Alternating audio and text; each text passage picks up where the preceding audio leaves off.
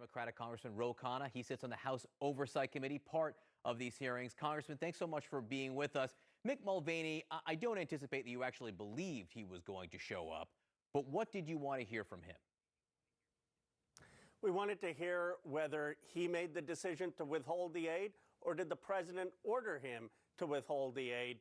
The reality is that Republicans are trying to pin this on Mulvaney, arguing that the president may not have been involved. I don't believe that, but Mulvaney could clarify the president's role.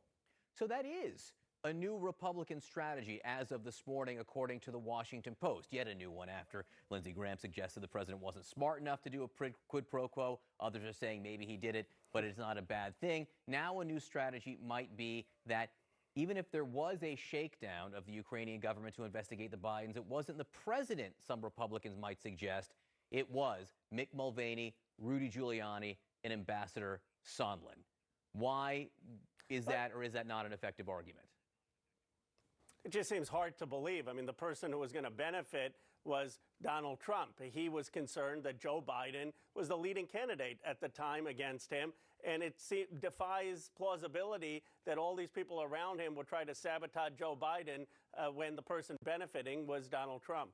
Have you seen or heard direct evidence in this testimony that President Trump ordered the holdup of military aid in Ukraine until there was a public pronouncement to investigate the Bidens? Well, based on the public reporting, there are a number of people, including Ambassador Taylor, who have testified that the president put pressure on Zelensky to order a public announcement of the investigation into Joe Biden, and that there were suggestions that he would not take a meeting with Zelensky unless Zelensky did that, and that Zelensky wouldn't get the aid unless he did that. And that, I think, will hopefully become clear during the public testimony. But as far as you have heard, I'm not hearing you say someone testified the president ordered the holdup of the aid. Well, John, as you know, I can't talk about what happened behind closed doors, but I think based on the public testimony, that narrative is going to emerge. One of the things we've heard over the last day is that Democrats hope to wrap up maybe all the impeachment proceedings by Christmas. Do you think that timeline is reasonable? I do. I think the evidence is overwhelming. We need a few key witnesses. I think the American people will understand how blatant this effort was, and we should wrap this up before the end of the year. Which witnesses? Is less more, do you think, in terms of what we hear in public over the next few weeks? I do. I think Ambassador Taylor will be key.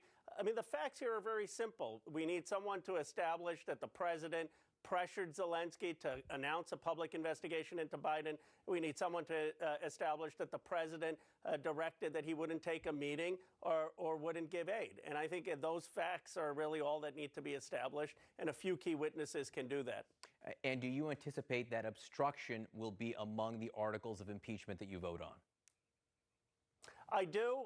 There has been an effort of a cover-up in this White House, both in terms of not letting people go through the process of notifying the national security lawyers, not notifying Congress. But I don't think that's the central issue. The central issue is, why do you have a president of the United States compromising our national security?